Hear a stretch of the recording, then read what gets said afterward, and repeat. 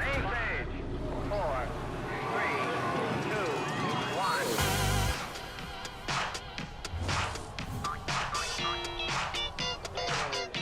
Let's mount up. Oh, come on! Oh, no! Oh! Check for pulse.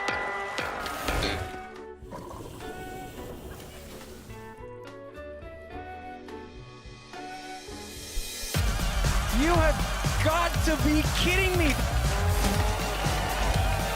Come on!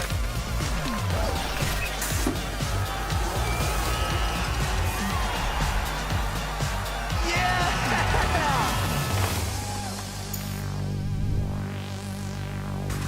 Let's have some fun, my friends. Fourth and final day of broadcast competition coming at you live from beautiful Cairns, Australia. Northeastern tip of Australia, the rainforest, the Great Barrier Reef, and so much mountain biking action. Yesterday, Saturday, we packed it full of competitions for you, and we packed this venue full of rowdy fans. We kicked off the morning with Pump Track.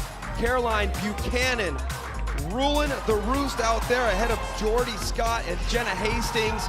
And for the men, a new fresh face, Jace Cunning. I'm sure it's not the last we're going to see of that gentleman. We're gonna try to bring him on tour with us. And then it was slope style Saturday.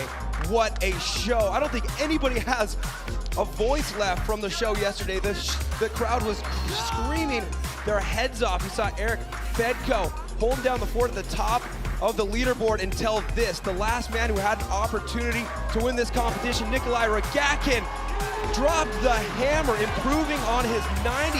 He was in second place until that run. He took the win, returning to the top step of the podium for the first time since 2018.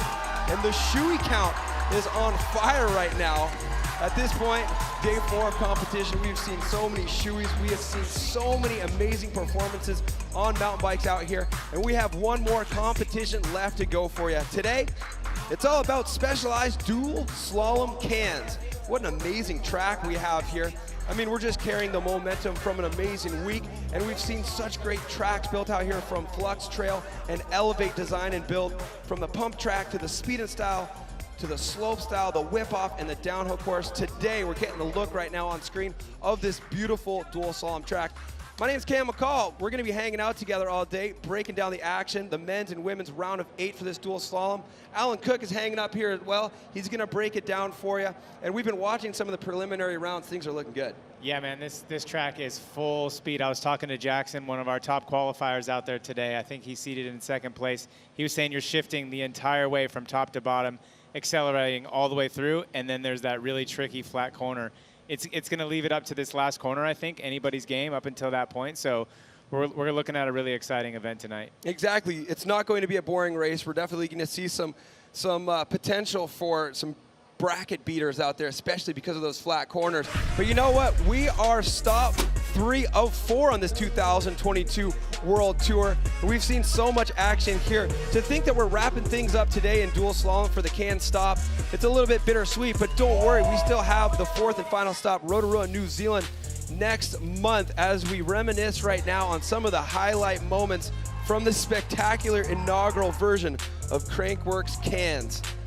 What's been your impression so far down here, Alan? Man, it's been amazing all around. You know, the crowds have brought it. The conditions have lined up, so we've had great conditions for all of the highlight events. You know, even the riders, look at the camaraderie here from last night. It's just unbelievable. All the elements that it takes for an amazing, amazing event. And they're pulling it off here for the first year in Cairns. So these riders are delivering. They're superstars. And of course, with every discipline, we're giving away valuable points for the queen and king of Crankworx overall standings. In the queen in particular, we've really seen a battle. This is like a game of musical chairs with these top 4 just trading spaces at the top few positions, haven't they?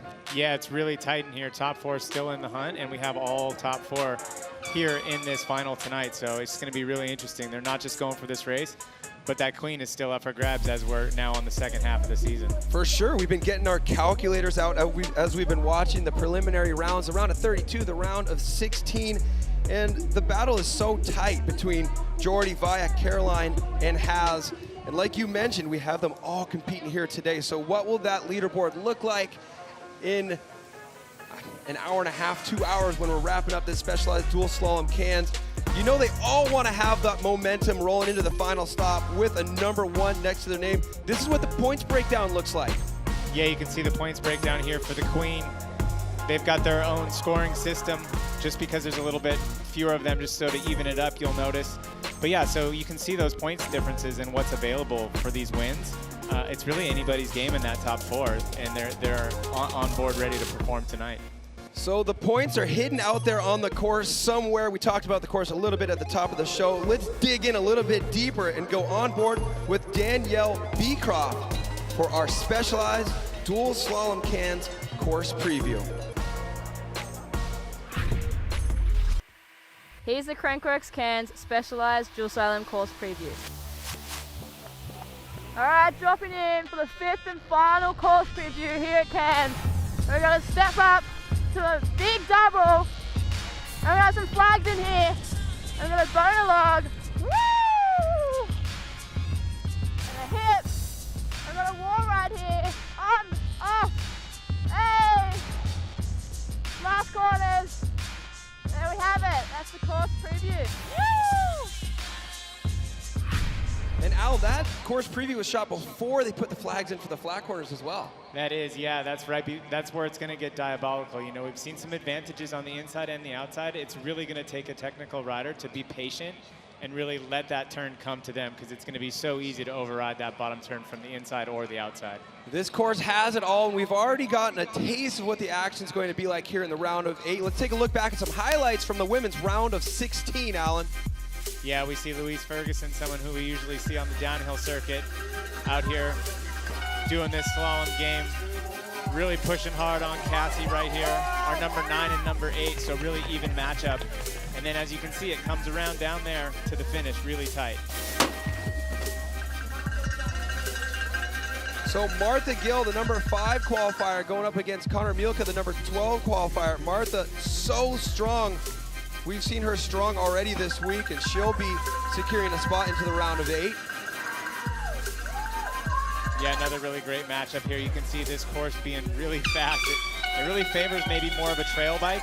You'll see some different bikes out there, some trail bikes, some more, you know, specific slope style bikes, and even some hardtails. But I think suspension is going to be the way to go on this track. Jenna Hastings is in. We saw her get a 4th place in the downhill just a couple days ago. And there's the big overview look of our quarterfinals, round of 8 matchup for the women.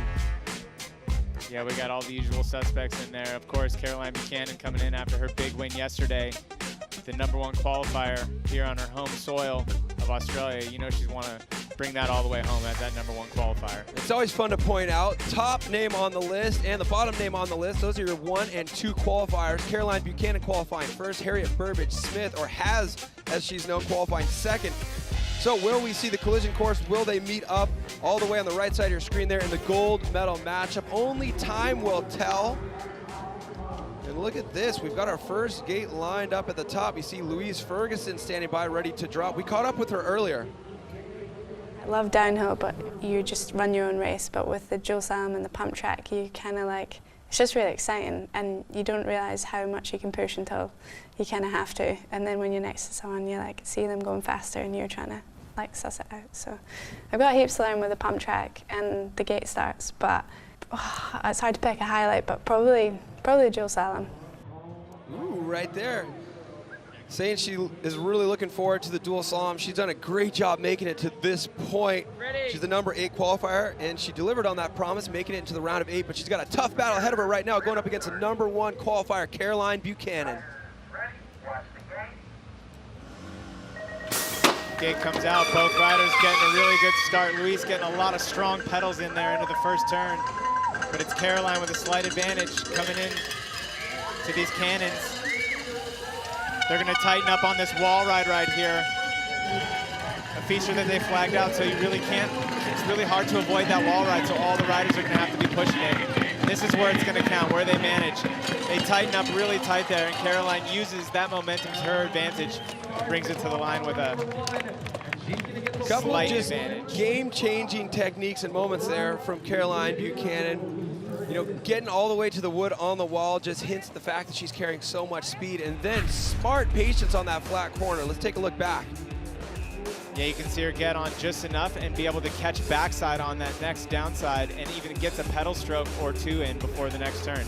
Getting that backside is so important because that's what you're generating speed on. Every backside, every one of these riders are pushing down with everything that they have, trying to generate more and more momentum. So Caroline Buchanan will have the advantage. The way dual slalom works is we will get them back up to the top of the course. They will switch sides, do it all over again, and the rider with the fastest combined time for both of those runs will move into the round of 4. As we work our way back up to the top, we got Martha Gill, number 5 qualifier, going up against Jordy Scott, who qualified 4th. So expect some tight racing out of this heat. Yeah, pretty even matchup here. Martha not, you know, she's been on the podium before in New Zealand 2021 in Rotorua, so she knows how to do this game, the slalom game. We've seen her at Sea Otter have some great results as well. Well, let's talk about Jordy Scott a little bit. I mean, what a week it's already been for her in the pump track, making it all the way to that gold medal matchup, securing the silver. She won the whip off. She got 4th in the speed and style. So tons and tons of momentum building for her right now. Great qualification in this specialized dual slalom Cairns. And she's not only busy during a Crankworx event, she's busy in general. She's studying for a biology degree. Busy bee out there. But I love these flat corners right here, Alan. When we were watching initial practice, we didn't see those flat corners in, but when we saw those getting driven into the ground, we knew this is going to be a classic dual slalom race. That's one of the elements you need to have. Yeah, absolutely. I think that's a really smart idea by the course builders to put these flat pedals in. It really evens it out. You know, you're going to be coming in from pretty up high with a lot of momentum, and it's going to be hard to make any passes in there, but it all evens up down there on that bottom turn. Yes, the inside line, which is black on this course, is going to be a little bit shorter distance, but that tighter turn, you're not going to have as much grip on that flat gravel corner. So the outside, you can make a bigger arc and really hold on. We saw some riders being able to do it feet up, but we've been able to see people stay patient and really slingshot around the outside on the white side. Yeah, it's so true, that rider's right section. We see it right there on screen, a little bit on the right-hand corner. You picked that out right away. There it is. Alan, why don't you point out exactly what you're talking about with this rider's right line and the ideal way to carry a lot of exit speed out of that? Yeah, so they're going to be flying out of these turns right here on the inside on the black. This is the shorter distance here. So naturally you would think that's going to be the faster line, so they're going to come close together here. But the outside, when the riders stay patient and stay outside in this nice traction area, they're able to keep that momentum and sort of slingshot through the last few gates towards the finish line. We've seen a lot of passes there, and I expect to see a lot more of that.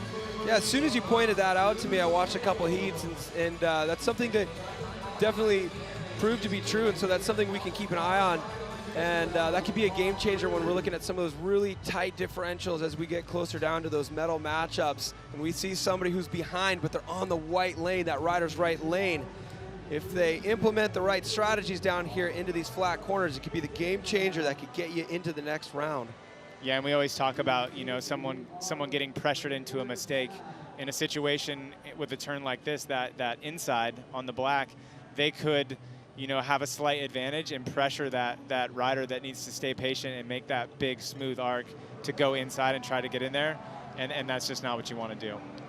Back up to the top now, Martha Gill on the left side of your screen going up against Jordy Scott, who's had quite the event here already, looking to add another medal to the case here in specialized dual slalom Cairns. Yeah, Jordy, one of those 4 that we were talking about. The queen is within her grasp. Let's see what kind of performance she's going to put out. I'm expecting her to leave it all out here on this Cairns slalom course tonight. Oh yeah, Jordy high on the wall. Catching that backside, generating momentum all the way down the hill. Now this is where she's going to need to get back on the pedals. You see Martha get that sort of slingshot and closed up the gap, but advantage still to Jordy Scott. Jordy Scott crossing the finish line about a quarter of a second ahead of Martha Gill. She'll have the advantage, and they'll work their way back up to the top.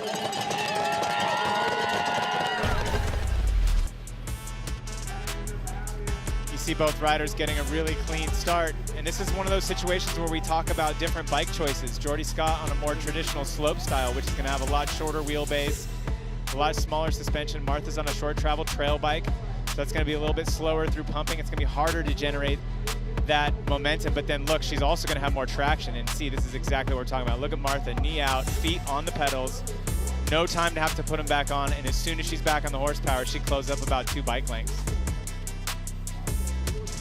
Yeah, she definitely narrowed the gap there. So Via Verbeek, number 3 qualifier, going up against Jenna Hastings, the young ripper from New Zealand who's been on fire. Jenna Hastings grabbing 4th place, just 1 step off of the podium in downhill. She was on the podium in pump track, earning the bronze.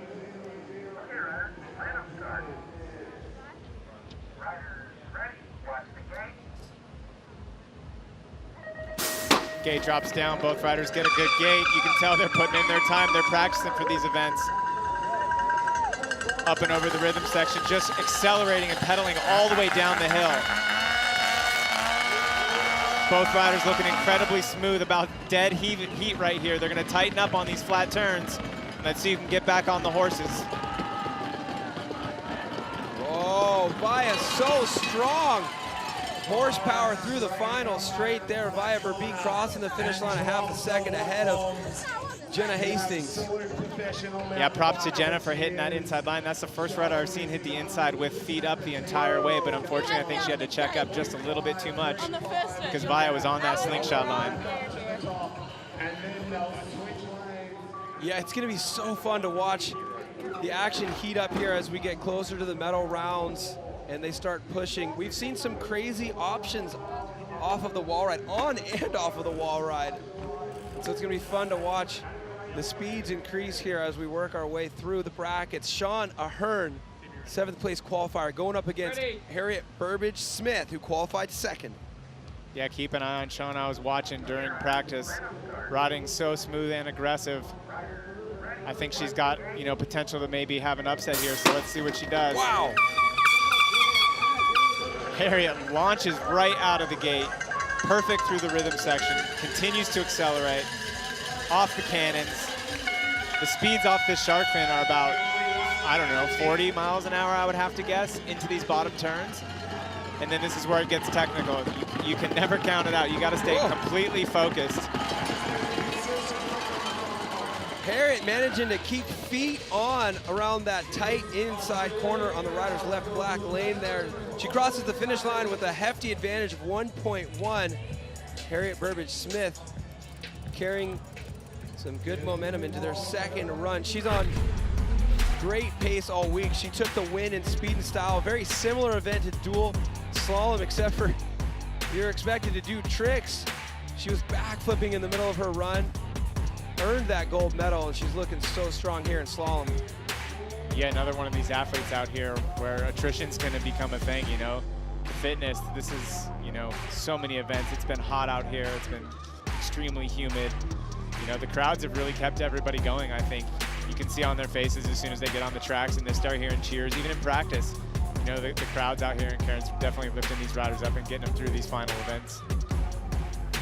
That was so evident during slope style yesterday. I mean, just the energy is insane. Like, I just wish everybody watching at home could be here to experience it. Hopefully the broadcast does it justice, because we were just buzzing last night. It's insane, and all of these events have had that similar energy from this Cairns crowd. Just a great place to hang out here. I don't know if you've ever spent time much in Australia, but looking forward to coming back. We released the dates for the 2023 stop here in Cairns last night.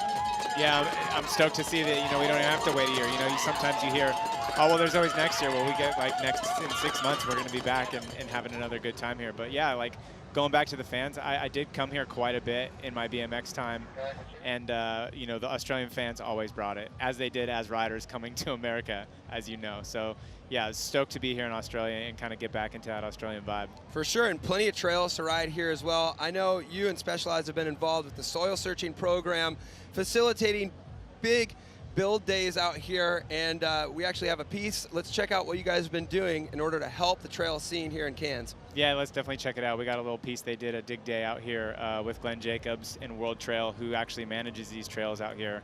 Has done a ton of work to get these trails ready and things going for this event.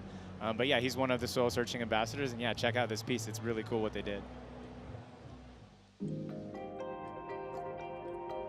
To sort of have a snapshot, like fast forward from back in the day of just a handful of us riding mountain bikes around old logging trails to the eyes of the world looking at us, it's a very proud moment. Today, the dig day, with the combination of so many passionate people here from Cairns coming and do the, helping out on the trails here, and Specialise having a pathway for that to happen, having a dig day, a barbecue, getting everybody together, it's a whole camaraderie thing, it's, they've really hit the nail on the head with that. Yeah, I didn't know what to expect. Never been to Cairns for mountain biking before. I knew it had a World Champs course a couple times, 96, 2017. It's had a World Cup. But seeing the quality of the dirt here and just seeing how beautiful the rainforest is, and then realizing there's such just a bubbling mountain bike community, it's really awesome. Yeah, I mean, I think it's everywhere in the world, right? Like, mountain bikes are popping off everywhere in the world. But yeah, for sure here, there's a long heritage with the World Trail crew and what they've done since '96, building that original World Champs course. Yeah, it's one of the few places where there's a deep, rich history of that trail building and mountain biking. And who would know that underneath all these trees and vines and ferns and foliage and, all this beautiful nature that we see, who would know that underneath is just this perfect mixture of clay and sand that allows these course builders to just make these squared off, insane dirt piles. I was talking to one of the local riders, and he was saying that when they're out trail building, they try to find the areas where these wild local turkeys will make they call them like little turkey mounds, and that's where they find the good dirt to be able to cap their lips. And it's like, well, we got some really big turkey mounds out there now looking at the slope style. Yeah, that's pretty classic Aussie, right? Like using nature to tell them where the good dirt is. It's perfect.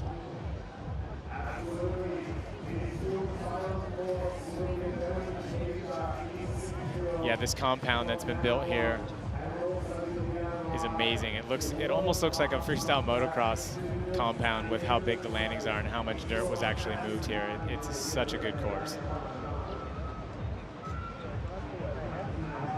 So just receiving word right here, that run from Caroline Buchanan and Louise Ferguson, there was a little bit of a timing issue, so we are going to rerun heat number 1, the round of 8 for the women. Let's take a look back at run number 1, a little tease at what we can expect from this rerun. Yeah, I mean, that's all about mentality and perspective, right? This can go either way. You can get frustrated, like, okay, I got to do an extra run, or this is now you've seen the course a little bit more than your competitors. You see how it's developing. You can see where you can push. If you keep your head in the right spot, this can really work to these ladies' advantage. So that was what it looked like the first time around. Caroline Buchanan crossing the finish line first. We'll see if Louise Ferguson can learn anything from that matchup. She gets a second chance here to kind of attempt to narrow that margin between the two of them. So the rerun here for Caroline Buchanan and Louise Ferguson. Ready. Sounds like we're about ready to drop this gate. Multi-BMX world champ and Olympian Caroline Buchanan. Expect to see a solid gate out of her. Boom, instantly about a half a bike length in the first quarter pedal. Pumping those rhythms, pedaling. That's so impressive how they're pedaling into those cannon logs. It gets so tight into the shark fin. Here they come. This is where it can all come apart, or you can hold it together. Both riders being quite patient. Caroline knows she's got her right where she needs her, just staying right in front of her. That's the thing, is you don't need to beat them by a lot. You just need to stay right in front of them. So that's going to be the official time there. The advantage going to Caroline Buchanan, again, 0.8 to be exact. And so this is what the bracket looks like. When you see that L, that means that rider is the leader from run number 1 as we anticipate run number 2. So Buchanan ahead of Ferguson, Scott ahead of Gill, via Verbeek ahead of Jenna Hastings, and Harriet Burbage Smith with a 1.1 ahead of Sean Ahern. And I'd say it's about time to take a look at the men's field. We've chiseled them down to 8 as well. And of course, that means we've got a few points left to give away here before we leave stop number 3 in Cairns. The king of Crankworx overall standings at this point can shake up because we have Bas van Steenbergen in this race. Bas is hanging out in 2nd place. But look at Jackson Frew there in 3rd. Definitely, it pays off to show up to all 4 stops if you're going for that extra $25,000 check. If you're gonna win the King of Crankworx, that's gonna be a nice moment right there. Yeah, definitely, it's tight. It's within Baz's grasp here. If he gets 2nd or better, he will have the lead going into Rotorua, the final stop of the World Tour. So I'm sure Bas was cheering everybody on in slopestyle yesterday, and I'm sure he was cheering on Thomas Lemoyne, but Lemoyne with issues, not scoring as high as he probably could have, which meant he didn't get as many points as he possibly could have. So that was narrowing the margin there for Bas van Steenbergen. He has an opportunity to get some great points out here, but you know what? He's secured a spot into the round of 8, so he's gonna at least get 32 points. So round of 16 highlights. This is how we ended up with the round of 8 here. We had Jake Newell going up against the number 1 qualifier, Sam Blankenstock, but that was insane. Yeah, we saw Sam get a little bit wild there.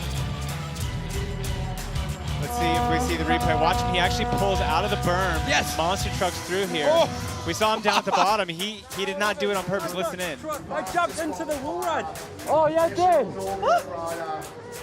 He was going so fast that he picked up off of the wrong obstacle, trying to make it to the wall ride from the exit of the berm. We're seeing Mick Hanna do something pretty impressive out of that wall ride as well. We'll wait to see that later. But Garrett Meacham qualified 8th. He went up against Dylan Crane. A couple of Americans duking it out, but Garrett Meacham advanced out of that matchup. He's into the quarterfinals. Dan Butterworth going up against Bas van Steenbergen, who loves slalom, strong through the bobsled section. Bas van Steenbergen making it into the round of 8.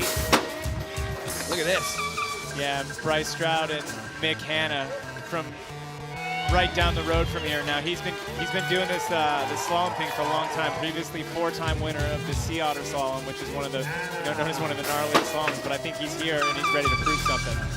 So Jackson Frew, number 2 qualifier today, number 3 in the King of Crankworx overall standings. He can narrow that gap between those top 2 front runners, Bas van Steenbergen and Thomas Lemoyne, with a good result here in slalom.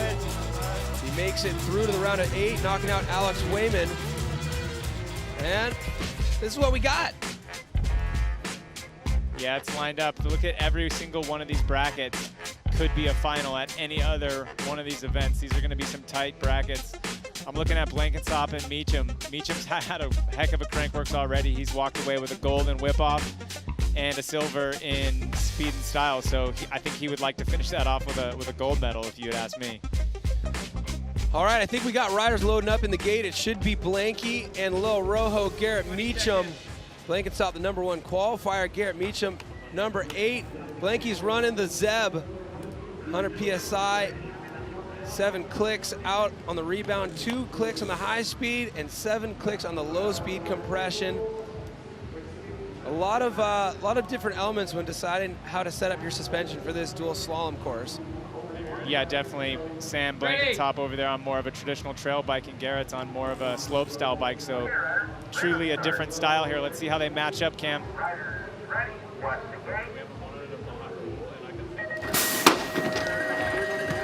Snap there from Rojo. Yeah, looks like a good gate there. Oh, continuing his momentum.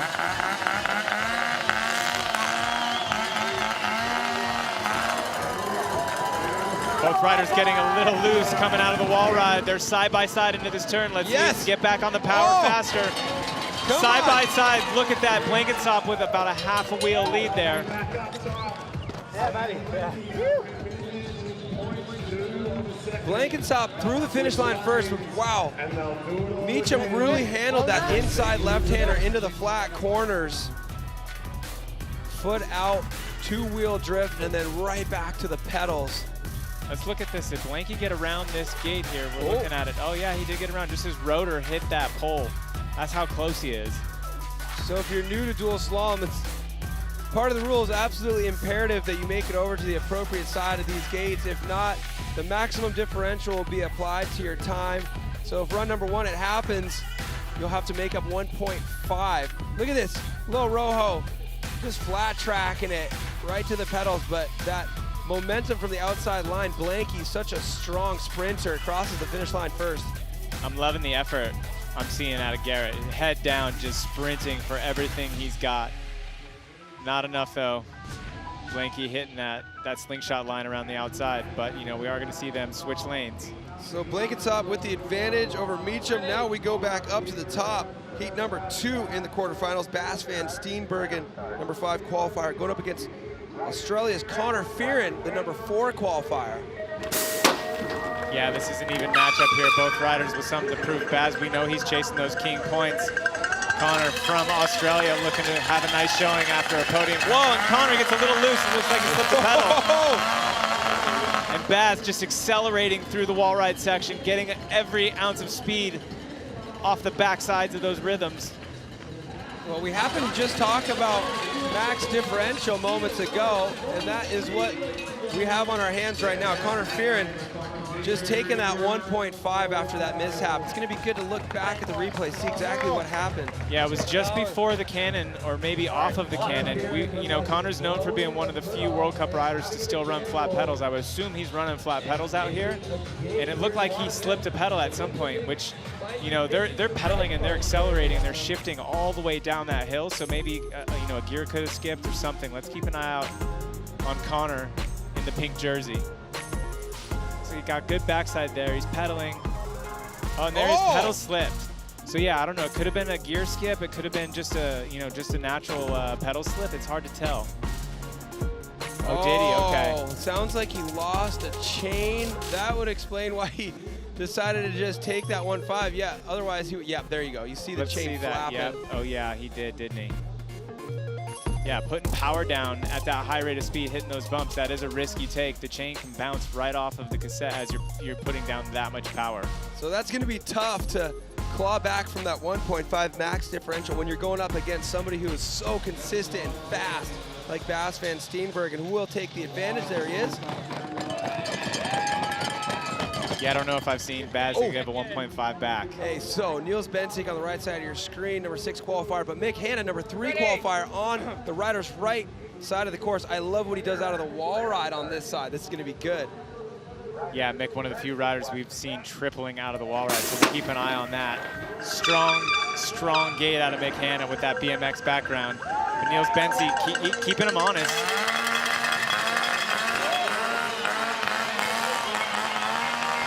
You can hear the fans going loud, and there's that triple right out of the wall ride.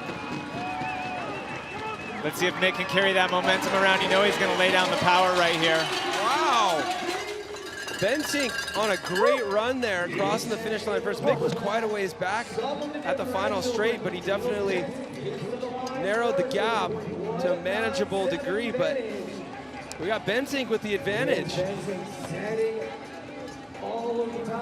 Ooh, and the new fastest time of the day, 23.79. We always like to keep track of these as we work through our brackets. Here, let's listen. On the edge. Here we go. Look at the wall, Alan. Yeah, this was that triple we're talking about. So he goes up the wall a lot higher and gaps all the way down. And from coming up that high, he's generating a lot of momentum on that final roller, even pedaling into the next turns. And this is where he started to catch up to Bensink. And in the end, it was only about a bike length. Yeah. Yeah, maybe not even. So Bensink with the advantage over Hanna now. Jackson through. And Millington Jackson Frew hanging out third place in the King of Crankworx overall right now. We had to talk to him about some stuff. This is becoming one of our front runners. Listen up. No, I want to win everything. It's Whistler was really sick, but also a little bit of like a lot of what could have been. There was a couple little mechanical things here and there. Had a big crash and missed downhill, and like podiumed air downhill as well, which was really cool. So there's a lot of things that was like little things had it gone better, it would have been really, really good. But the aim here is to turn up and try and win. Like that's the goal, especially slalom. It's kind of something I've really grown to love and a slightly newer discipline for me. So yeah, the aim is to tick one of those off. Ooh, I just love hearing people say they're here to win. I love it, especially when he says his favorite discipline is slalom, and we got him in the gate. Yeah, he's looked good all week. Every time these guys have been on there for practice, even through the earlier rounds, his gates have been on point. He says he's new to it. It's hard to tell. He's looking like a veteran out there. So it's going to be tough. Duke Millington, 10th place qualifier, going up against Jackson Frew.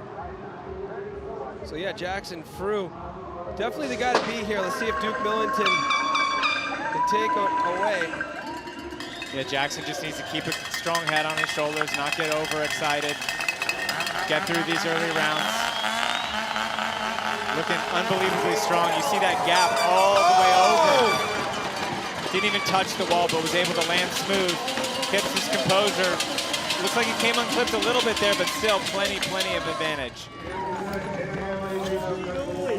Jackson Frew backing up the words with performance. Landed inside and I had to hop the gate. 915 quicker than Duke Millington. I was like skipping hard through the left and then just took off.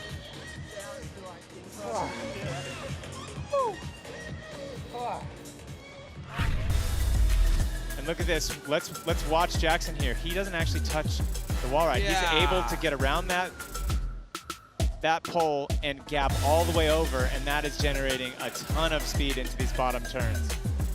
Oh, check this out though. Let's watch left side of your screen. Duke Millington, does he make the flag? No way. Yeah, he's a little outside. A little outside there. It looked like he got bucked a little bit. He almost missed the one off the lip of the wall ride. But Jackson somehow able to hip that completely blind off that really steep lip that's really not pointed in the direction you should be able to do that. So Jackson Frew scrubbing off of that lip to the wall ride in order to make it around that post and avoid the wall ride. Seems to really generate a lot of speed, but it would be so tough to keep your tires planted to the ground on that angle at that speed.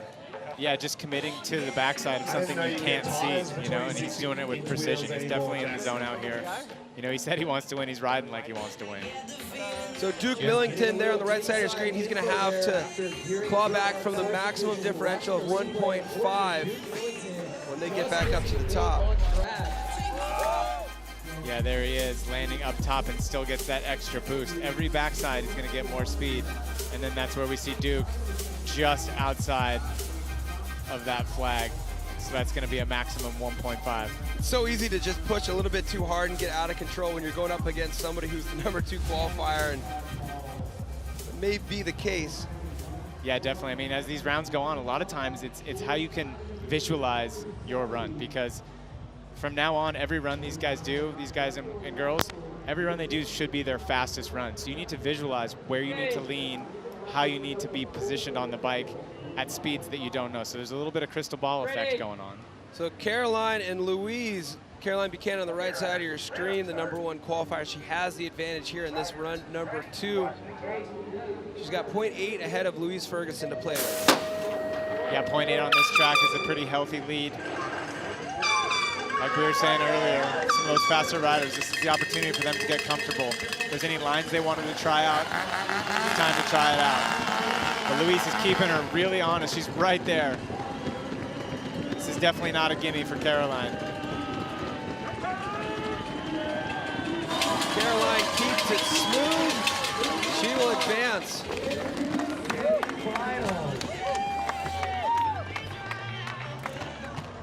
So Caroline continues advancing, continuing that momentum from winning the pump track, qualifying first here today, and as the #1 seed. She took the bronze in speed and style as well. Back on Thursday. Friday. It was Friday. What day is it? When we're traveling and skipping days on airplanes, what day was that? Doesn't matter. She got a bronze medal. Jordy Scott in the gate right now. She took the silver yesterday in pump track. She's your number 4 qualifier. She's ahead of Martha Gill right now by about a quarter of a second. Yeah, 0.26 there. It's really tight. So Martha's going to have to lay down the power here, make that trail bike work to her advantage. Jordy looking super clean though. Not making it easy. Here they come into this technical flat turn. Martha has the inside. They should tighten up a little bit. And she's laying down the power, and Martha, she uses that bike to her advantage and is able to get the power down because of those bigger tires and more suspension, but I'm not sure it was enough, no. That was getting close for a second. Oh, let's see here. Let's see if that was enough. It was about half the gap she needed, unfortunately.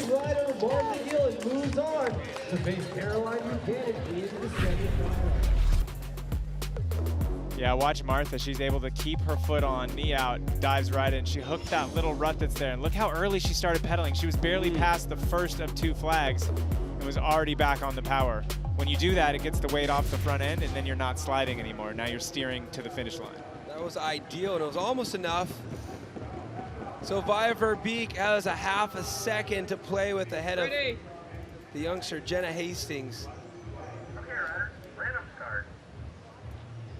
Riders ready, watch the gate. Big snap there. Yeah, it's been a long Crankworx week for Via and Jenna, both riders competing in multiple events. Sending it out here though today for the Cairns locals. Look at the track, look how many people are here giving these riders support. Via with a bit of an advantage coming into the inside. Jenna having to put a foot out to correct her course a little bit and was a little bit delayed getting back on the pedal, so it's going to be an easy win there for Via. I braked into the wall. I did it and I was like, dumbass. Oh well, oh yeah. You hear the riders commenting on things that they're doing on the track that they didn't intend to do. I think that's a little bit of the mental wear, you know? It's not only are these events physically tough, they're also mentally tough. She talked about maybe, I think I heard her say that she braked into the wall ride on accident. It's also an indication that we have a killer course too. Yeah, you got to be on your toes and focus from top to bottom because it is rapid. When you've got bobsled-like berms, you've got cannon logs, shark fins, wall rides, flat corners. What else could you ask for? Via, way to go making it into the round of 4. We're just up here talking about this course. It's kind of fun to listen to y'all at the bottom talk about these crazy things that are happening. There's a lot going on in this course. What do you like about it? Oh, I do love that it is hard to figure out. That's what slalom really challenges in all of us, is like both sides always have something tricky about it. I always have to ask what side I'm on before I'm at the top, so I have a whole minute to like remember each key point, shifting, what gear to be in, how much to sprint, how much to scrub before a feature. There's so much to remember, and you're just so gassed, so it's very technical as the day goes on for sure. Yeah, Via, we're here at the end of the long week, and I remember earlier I saw maybe you see as well the speed and style maybe slip through your fingers a little bit. Is that a little extra motivation out here to really be pushing it? Honestly, speed and style is not even on my mind anymore because it's days ago. Like, I'm actually a bit sour about downhill. I was 0.1 from another position, and then pump track also is so defeating feeling because I just struggle there. So it's a long week for sure, but I have a really good time riding slalom, so I'm just having a good time, heading on a high, and honestly, just going hopefully into finals with the girls is always a good time, so can't be asking for much more than that. That's what's up. Enjoy the rest of the race out there. There's some points hidden out there on the course. Go find them. Thank you, guys. Via looking strong. She makes it into the round of 4, but now we got Harriet Burbage Smith loaded up in the gate. We caught up with her earlier. Looking forward to slalom. Looks like it's going to be fast and high speed, and I'm really excited for that. I think it's going to be, right up my alley, and yeah, it all looks really sick. All the jumps The wall ride looks really cool. Yeah, there's a few different features that we haven't had on a slalom course before, so that's going to be sick. Has going up against Sean Ahern. Has the advantage. Ready. It's a big one, 1.1. If she makes it out of this, she'll be joining up with Vaya. She needs a smooth run to do so. Ready, watch the gate.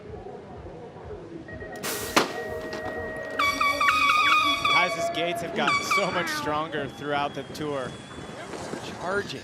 She's always been one to be to reckon with, but her gates have definitely come around. Looking solid from top to bottom. On and off the wall ride, just keeping Sean right to her side, right behind her. Only riding as hard as she needs to. That's a smart race. If she knows she's got an advantage, maybe save an ounce of energy. You know you're going to need it in the next round. Smart racing there for Harriet Burbage Smith. She advances to the round of 4. She'll be going up against Vaya Verbeek. That will be a doozy. Put your hands together for the first time ever on a dual slalom course. Yeah, that's going to be some tight racing. I'm looking forward to these brackets as we move on. So semifinals, they're set. There's going to be some good ones, Alan. Yeah, we got our first and fourth and our third and second, so it's going to be tight. You know, these riders have all really been excelling throughout this event. That's how you can really tell how it's going to shape out. Is you see how people are adapting to the track and how they're getting faster and faster, and each run is getting faster. They're building on the previous one. You know what's notable about these 4 riders we have in the semifinals? These are the top 4 in the Queen of Crankworx overall standing, so this is fun. Yeah, all the points to the title contenders. It's all up for grabs right here. So we got another lap to go here in the quarterfinals for the men. Blanky has the advantage over Garrett Meacham. Bas van Steenbergen with the 1.5 advantage over Fearon. We got Bensink ahead of Mick Hanna, but just by 0.19. And then Jackson Frew 1.5 over Millington. So a couple 1.5s out there, and then a couple really tight ones. Yeah, I would keep an eye on that Heat 3. I don't think Mick Hanna's ready to leave this event yet. I think he's going to leave it all on the course. He's going to put everything he can do into it. I mean, hometown crowd, he wants a spot into those semifinals. But Garrett Meacham definitely within reach of Sam Blankenstop, who is the #1 qualifier. So that is definitely notable here if Garrett Meacham can take out the Goliath. Yeah, I was talking to Garrett earlier at this point of the weekend. We know he's had success. It's digging deep, finding that motivation after so much success. But he's not going to just give it up. He's pushing it right here. Oh. And he's definitely within reach. Both riders side by side coming off of the cannons. And this is where it's all going to count. Let's see who can keep it together on this bottom turn. Trail bike versus slope bike. You can see Garrett lose a lot of traction there. Come on, Garrett. And there's that classic sprint out of Blanky. There's no way he was going to lose a sprint. Yeah, it turns out Sam Blankenstop has quite a sprint on him. Garrett Meacham will hit the shower. Sam Blankenstop into the semifinals. Yeah, whenever there's a conversation about fitness on the World Cup, Sam Blankenstop is on the top of every single person's list, one of the fittest riders on the tour. And you can see him here staying low, just skipping across, skipping through that stuff, and not just pumping, but pedaling and pumping at the same time. I think that's how he's making that, you know, little bit larger travel trail bike work for him. Just full aggression. And look at Blanky's head. He's just putting all the power down right there. So Blankenstop into the round of 4. And then we got Bas van Steenbergen loaded up into the start gate. But if you think back, you know, we don't see Connor Fearon there. We did see him snap a chain in run number 1.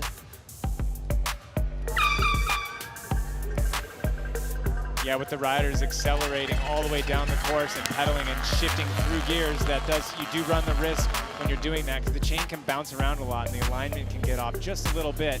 And if you're laying down the power and that chain line is just a little off because you're hitting those bumps at 40 miles an hour, that can happen. You can just snap a chain quite easy. So I don't think he's got that chain fixed. Ready. We don't see him in the gate, and yeah, it sounds like Connor Fear not able to get a chain for that bike, so Bas van Steenbergen getting to just take this one essentially as a gimme. It's going to be interesting to see how hard he goes because, you know, as I was talking about earlier, how the riders are building as they go, you know.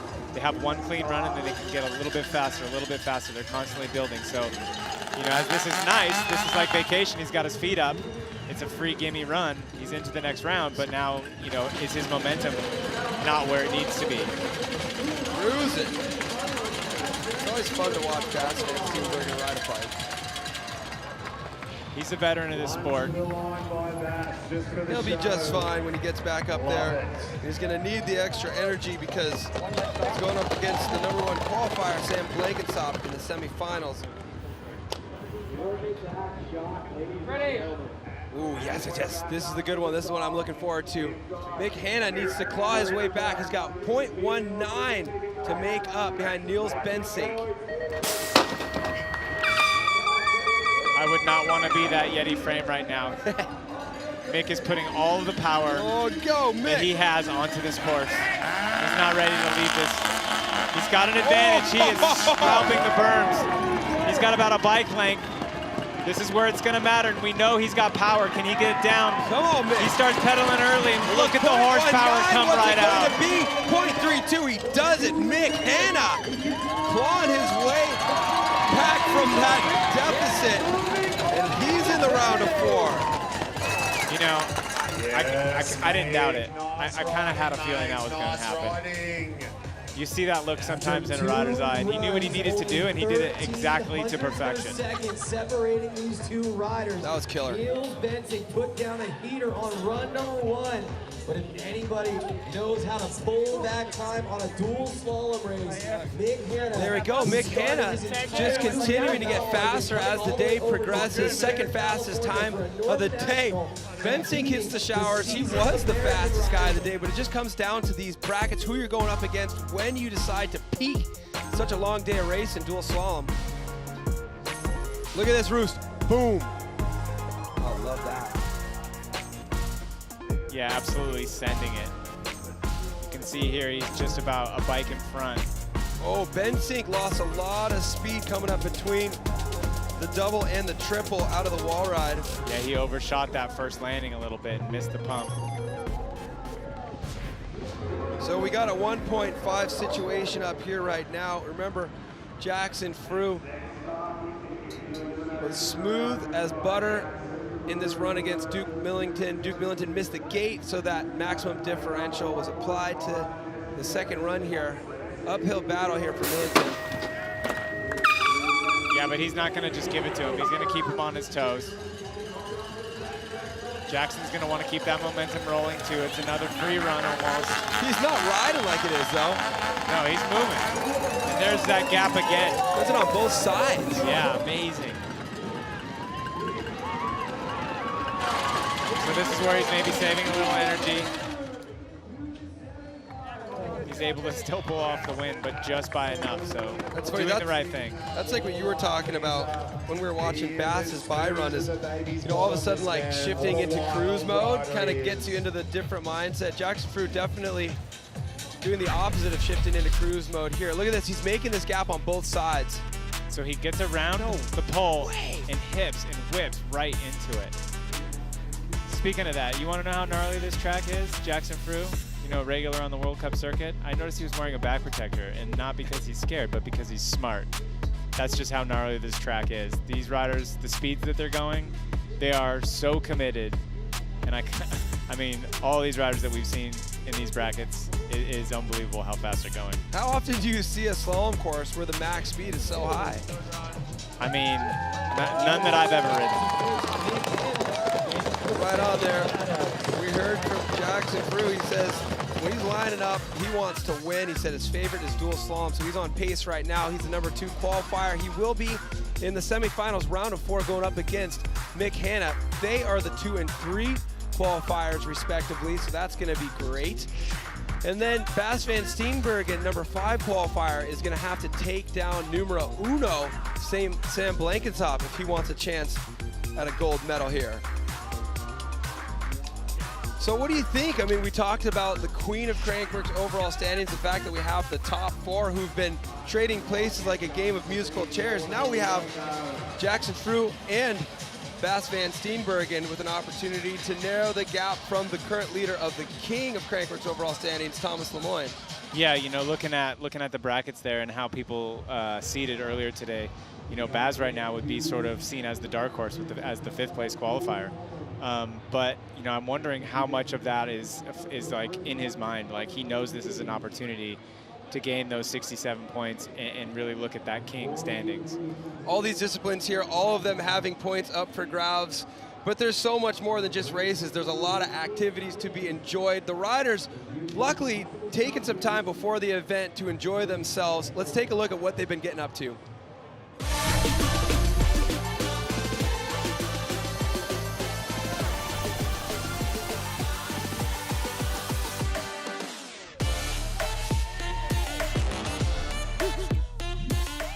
First time in Australia.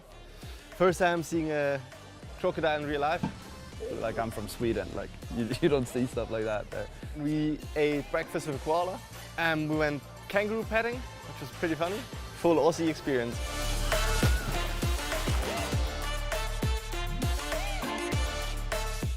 We're about to go to the Great Barrier Reef and I am very excited, and I'm even more excited for everyone from out of state and international to come and see what Cairns has to offer.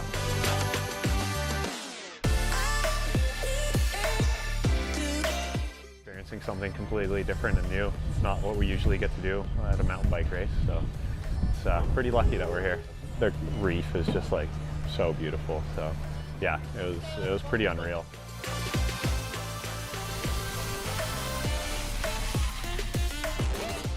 Seeing all the colorful like blue and green hues from above was just like the most beautiful views of the Great Barrier Reef. There's kind of the best of all the worlds here. There's like tons of riding and like middle of the rainforest with everything in the world you could do. Not a bad place to come for a mountain bike competition. No, it's a long way, but it is definitely worth it. It's a beautiful, beautiful place. I'm so stoked to be here. You've been having fun here. You've been getting on the bike, maybe a little bit of racing. Yeah, a little bit of riding, and it was fun. Yeah, to be able to ride that course is so good. Oh, no. Oh, no. I kind of figured this might happen. You think this is going to happen? The tomahawk was caught. I actually met somebody in line waiting for dinner that caught this tomahawk coming out. I clipped a pedal and had a little cartwheel on my brainium, and then I got my Nikolai Rogakin on, but I didn't forget my visor. Alan Cook loves racing downhill. Of course, he's busy commentating, but he gets out there, he races. He made the broadcast. He qualified 20th. That was fast enough to be able to be the first rider to drop. What in the world is missing from here and present over here? What happened, man? That's my visor, and it is a prototype helmet, so I thought in the midst of skipping off my head that I should definitely take this prototype visor with me. Yeah. Because I can't leave it here. Look at all these people. Yo, where is it? Now I got a present for you. Oh, there it is. You found it. There it is. I'll keep that with me now. Yeah, you might want that. You don't want people stealing your tech out there. Did the helmet do its job? You seem to be... I'm 100% fine. Yeah, okay, good. That's just a little bit of R&D out here. Alan Cook, you wear a lot of hats, man. Yeah, you know, everybody's got to pitch in, right? A little Nikolai Rogakin action. One of the hats he wears is visorless now. But thanks for the entertainment there, my man. Look at this. We got more entertainment in the form of a stacked semifinals in the women's category at Specialized Dual Slalom Cairns. The top 4 in the Queen of Crankworx overall standings will be battling it out right now to hopefully be number 1 in those rankings by the time they hop on the plane and leave the Great Barrier Reef and wet tropics rainforest here in Cairns. Buchanan, number 1 qualifier, going up against Jordy Scott. Jordy Scott, the number 4 qualifier. Yeah, this is where things are going to tighten up. Both riders with strong BMX backgrounds, so they're no strangers to having to get momentum out of these big rollers and jumps that they have out here on the course. How hard they're pedaling down that hill, it absolutely blows me away. Riders coming together a little bit, tightening up into these final turns. And here's that flat turn. Let's see if Caroline can keep that momentum, pedal on. So fast. She was pushing the front end, but stayed on the pedals, and it straightened out. That's an old moto trick. You straighten it out by getting on the throttle, and that's exactly what Caroline did. She was pushing that front end, and as soon as she started pedaling, it straightened right back up, and she was able to bring it all the way to the finish. That's ridiculous bike control right there. That's called, like, your brain focusing on what you want to happen and not what is currently happening. Yeah, it's also being, you know, being calm in the moment. Let's look back at this. You see that front end push as she's coming around the turn, and her weight starts to go forward a little bit, but she gets right on the pedals and it straightens her out, and she's able to carry that momentum out of that turn. Now watch the front tire. There, it starts to slip. Yes, that's and she the starts angle. to pedal, and you see the front end, it straightens up, and she's there, boom, right at the finish line. It's like grabbing the throttle on the dirt bike. You know, the front end starts to push. You get yourself out of trouble by just grabbing a big old handful of throttle. Exactly. Ooh, Caroline's fast. She's got proof. Fastest time of the day. She beat her own previous 2 fast times of the day. She has the 3 fastest. Closest to Caroline is Jordy Scott, but unfortunate for Jordy, the person she needs to beat right now is the one who's leading the charge. So Via, left side of your screen, going up against Harriet Burbage Smith on the right side of your screen there. The number 2 and number 3 qualifiers. Via was saying she was just stoked to be out here in the finals with the ladies, but you know she wants to lay the power down and take a win. Both riders taking different lines. Has pumping on that smaller travel bike, and Via choosing to jump on that short travel trail bike. Advantage Has coming off the wall rides. But it's not over on this track until you get out of this bottom turn, and Has absolutely nailed it on the inside. Harriet Burbage Smith through the line first by 0.4 ahead of Via Verbeek.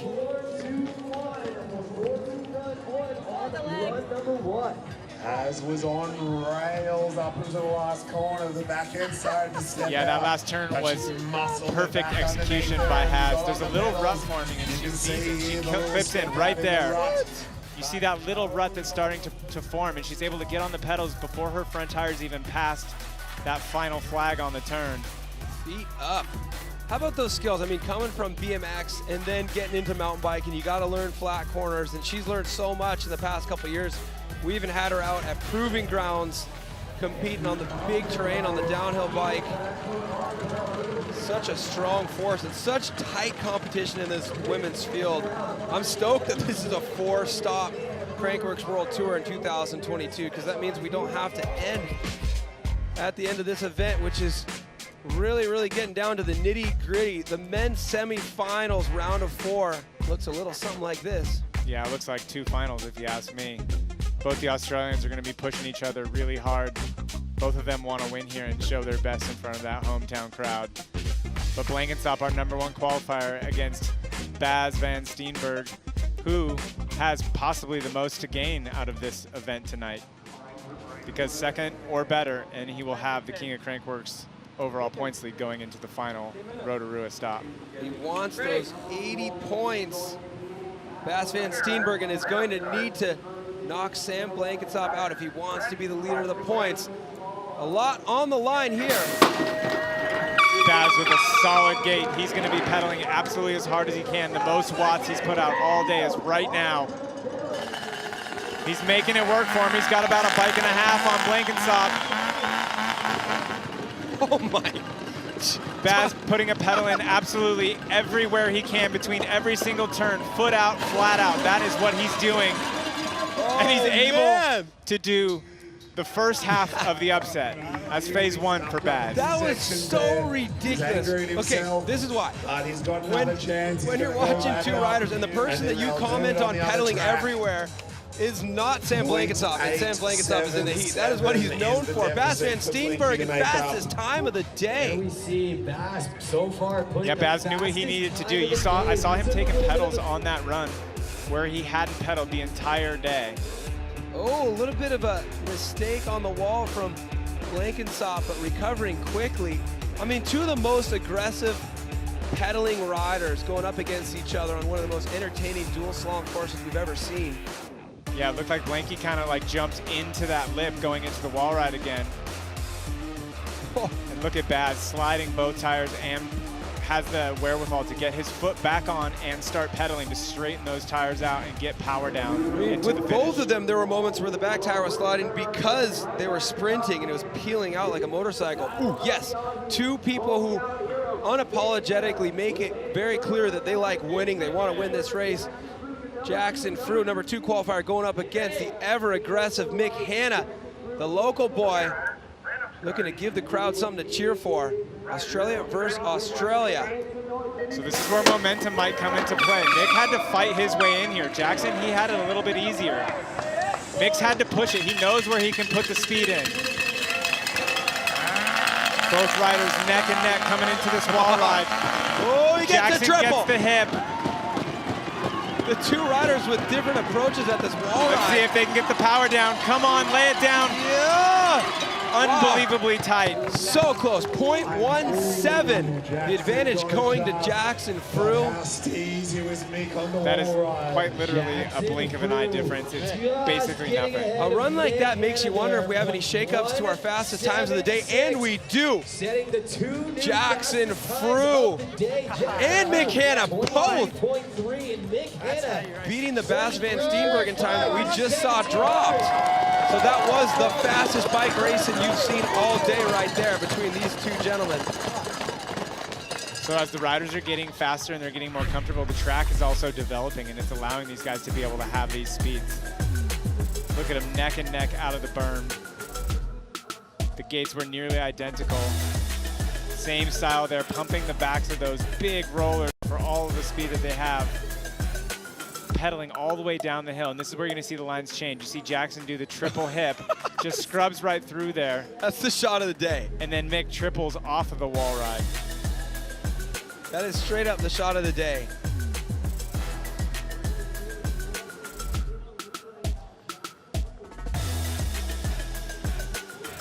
Jackson, that was a ridiculous matchup right there between you and Mick. You took the advantage, and those were the two fastest times of the day right there. Talk to me about the wall ride. You're not touching it. It looks like such a great way to carry speed.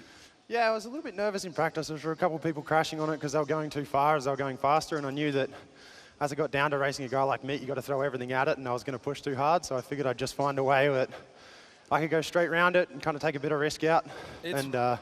Looks sick. It's working, and it's so much fun to watch. That run was the fastest of the day. You guys still have more work to do. I can't wait to watch it. Get back up there. Yeah, thank you. That's the way you want to do it. Quickest run of the day on both sides is where we're going to keep going. That's right. Good stuff there from Thanks, guys. Jackson Frew. Thank you. Wow, what a heat, Alan. Yeah, these two Aussies both have something to prove. Unfortunately, there can only be one winner, but they're pushing each other to go faster than everybody else on this track. Oh, man. This is ridiculous, man. You can't script this kind of stuff. Slopestyle was just like that yesterday, and now we got more of the same here with slalom. To see Bass and Blanky, two riders that have similar riding styles, go up against each other, and then Jackson Frew and Mick Hanna, I feel like somebody's casting up here, you know? Like taking audition tapes and saying, this would be fun, let's put them together. Yeah, we've had a lot of that. That's just part of a good event, you know, when there's good organization and when there's, you know, all the pieces of the puzzle come together. The courses are amazing, the riders are happy, you know, there's no dramas to get in and get out every day. That's just what happens, and that's what we have out here in Cairns. They've done an amazing job with this event. Yeah, I'd say we're happy with this new stop on the Crankworx World Tour. That would be an understatement. And things are heating up here right now in the specialized dual slalom cans.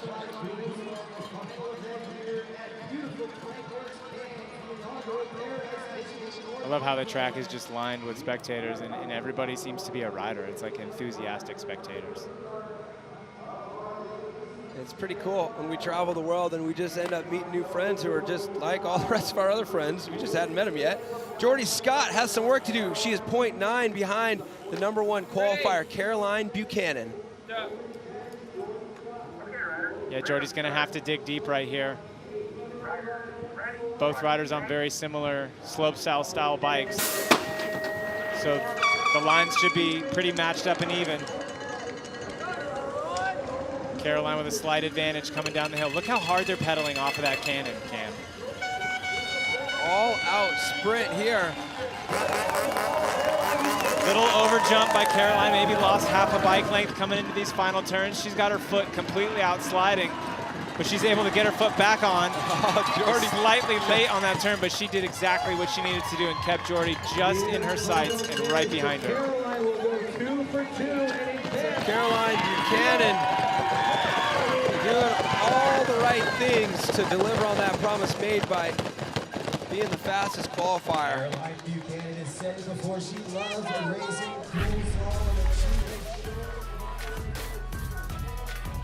Yeah, only about a bike length coming off. You could see Caroline overjumped that first landing, but came in with a ton of speed, had her foot out early. Look how fast she gets her foot back on and gets the power on.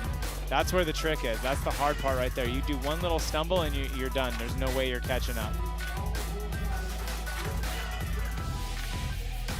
So that's not the last we've seen from Jordy Scott there. She will have an opportunity to win the bronze medal. She goes to the small final. Caroline Buchanan nestles herself into the gold medal matchup. Who are they going to meet up with? We're moments away from finding out here. Via Verbeek and Harriet Burbridge-Smith are loading up at the top as the fans get loud for the Australian Caroline Buchanan. There they are, Harriet Burbridge-Smith on the left side of your screen. Via Verbeek on the right. Semi-final number 2. Harriet has Burbridge-Smith. Just under half a second here separates these riders. Harriet with the advantage, the gates dropped. Both riders putting down all the power they have. This is for all it's worth right here. Oh, Via getting a little nose heavy coming off of that cannon log. She's able to recover. She's keeping her honest. It's not a gimme. Oh, keep in mind it was 0.4 after run number 1. Now it's a power game. Okay. Laying it down. Good stuff there. Harriet Burbridge-Smith keeps it smooth and consistent and secures herself a spot in the gold medal matchup. She'll be going up against Caroline Buchanan. That's the kind of racing you want to see, where it's obvious that both riders are giving it their absolute 100% and going as fast as they can possibly go. And it's a tight, tight race. Now watch Via. I thought I spotted a little nose-heavy action coming out of that cannon before the shark fin. It was a scary moment there, but she was able to recover pretty fast. Oh, we missed it there.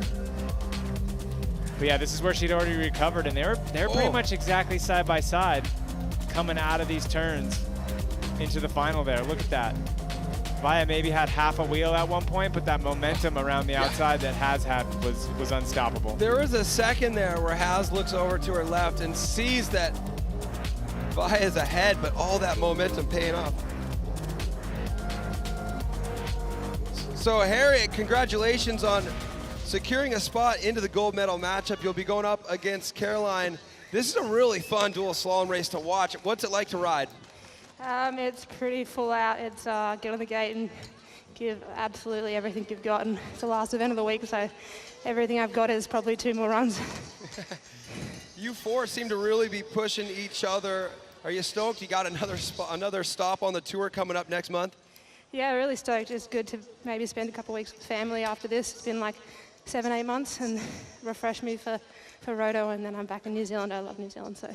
Yes, well, biggest race of the day for you coming up against Caroline. Best of luck. Thank you, guys. Cheers.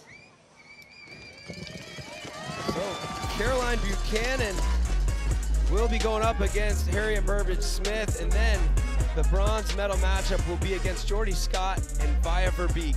Yeah, look what we have here. The gold medal matchup is the first and second fastest qualifiers, and the bronze medal is the third and the fourth. So it's all happening. It's all coming together. The best races are still yet to come, so I'm pretty excited to see how this matches up. So shifting gears now to the men's pro field. We got to do what we just did in the women's, figure out who's going to go into the gold medal matchup, who is going to go into the bronze medal matchup. Bas van Steenbergen with the advantage over Sam Blankensop. Yeah, Baz trying to be the dark horse, trying to be the spoiler here, the 5th place qualifier, but he's up by 0.8. Blanky had a mistake going into the wall ride, and Baz was right there to capitalize on it, but now's the moment. Look how hard, and Baz has a moment, has a quick recovery, but Blankensop is right there to execute. So remember, Baz is thinking now he's got a .8, he's got to keep him in his sights. He can't let him get ahead. Blanky giving it everything he's got towards the finish line. It's going to be tight. Defense from Bas van Steenbergen there, keeping him in touch. Bas van Steenbergen into the gold medal matchup. Yeah, you see Baz grabbing his head up there. He had quite the moment on those rollers. If there's like a max speed coming into that rhythm section, and he massively exceeded it. I heard you yelling, I was like, he did the same thing, we're just laughing. In the last semi-final. Did you blow your feet? Nah. Look at how much fun these guys are having out here. He goes, did you do the same thing, or are you just laughing at me? Let's take a look back. Bas van Steenbergen on the right side of your screen here from this back angle coming into this rhythm section. Way too fast. Oh, he sucked up too much. That's what happened. Yeah, so he ended up clipping the top of that step up and bounced right into the next one. So rather than generating momentum off the backsides, he was actually losing momentum by plowing the wheels into the front sides of those. But he had so much speed going at that time that it didn't actually affect him that much. Oh, look at that inside drift from Blanky. Foot out, up and over the gate. Yeah, both riders leaving it 100% on the course right there. I love seeing how much effort is getting put in. That was killer. Bas goes into the gold medal matchup. Blanky into the bronze medal round.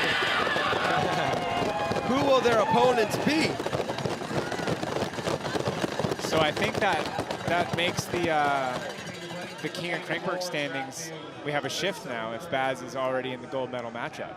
Look at that, he's guaranteed at least second place. You're right, he gets those 80 points needed to go ahead of Thomas Lemoyne. Oh, that's exciting. So Jackson Frew right now with the advantage of .1 ahead of Mick Hanna. This is so tight. So this was the side where Mick had to come up a deficit last time, so he knows what it takes to push on this side of the track. He's gotten the most out of the track on this black course. Let's see what he can do. Pulls a little bit of a lead on Jackson there, but this is where Jackson gets that triple over the hip and they pull right back side by side. And if it's gonna come down to a power game, you know Mick, he's ready for the fight. Oh man, come on, Ready what's for it the gonna fight. be? Come on, come on. He needed .1, he got .2, he does it. Mick Hanna into the gold medal matchup. Listen to the local crowd. I don't know if it's the do or die situation of the round, or if he has something special on that black lane, because he's able to make up a deficit 2 rounds in a row against fast qualifiers. He's just trying to give us a good show. That's what I think it is. I appreciate it. I am enjoying this thoroughly. Bravo, Mick Hanna. A lot of BMX skills come into play. You want to know how long Mick Hanna's been BMXing, Cam? Yeah, let's hear this. Yeah, in '94, he got a silver medal at the BMX World Championships as a 10-year-old. So he's been pumping and going around these berms for a while, and he's definitely putting it to use here in Cairns on this specialized slalom course. Look at the power. It's just so steady. All of the momentum is getting driven right into the rear wheel. And Jackson, it's not like, I mean, look how early he was able to get on. He had a heck of a sprint too. Perfection out of both of them. Mick Hanna, just no stranger to high pressure racing situations. You gotta love it. Mick, what a show, man. You're just giving us something to cheer for here, right here, not only because you're in front of a hometown crowd, but because you've come back twice from deficits. Where are you finding the speed out there? Honestly, I think one of the courses is a little bit slower, and those last 2 heats, the one against Niels nailed his runs, I nailed mine, and then Jackson, just watching him in practice, he was so fast, and I was just hoping I could get to the finals with him. He was super creative in the wall ride section, and it was cool to have 2 different lines and come out with the 4 fastest times of the day so far. Exactly, and you're creative on the wall ride section as well on the rider's right line. Talk to me about that triple. Yeah, well, I just had a hard time not doing the triple, to be honest. Every time I tried to come in short, I just cased it. So I just started to send it. I had a bit of a mishap on it during practice. Got a bit of a black eye, but it's working out so far. Wow, man, keep it up, Mick. You're going up against Bas in the gold medal matchup when we can hear the crowd's got it. Yeah. Got your back, man. It's awesome to have you guys here. Thank you. Oh. This is fun, Alan. Yeah, it's shaping up to be quite the gold medal and bronze medal matchups here. These riders are pushing it to the limits. So it's going to be Bas van Steenbergen against Mick Hanna in the gold medal round. Sam Blanketop and Jackson Frew will be duking it out for bronze medal and valuable points. You know Jackson Frew, who's third in the King of Crankworx overall, wants to get those third place points. It would be 60 points if he's able to get that bronze medal. Good stuff, good stuff. Back to the women.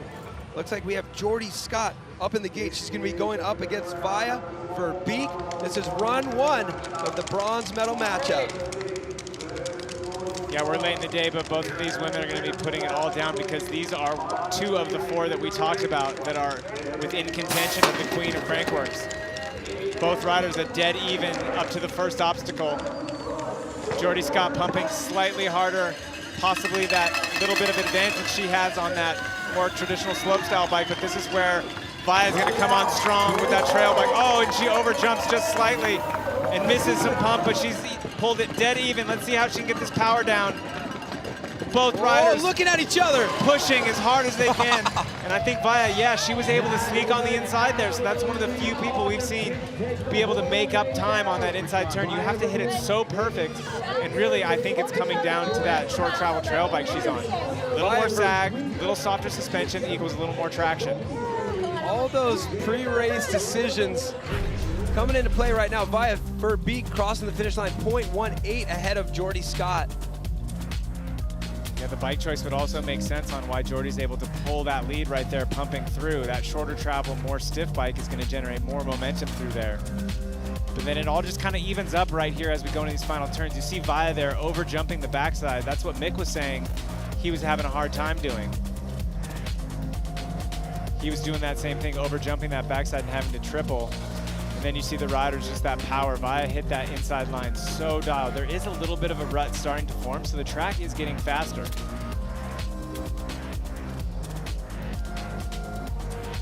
Jordy Scott, crazy, crazy week for you. You've been on the podium a handful of times right now, and you are just ripping right now in slalom. How are you liking this course?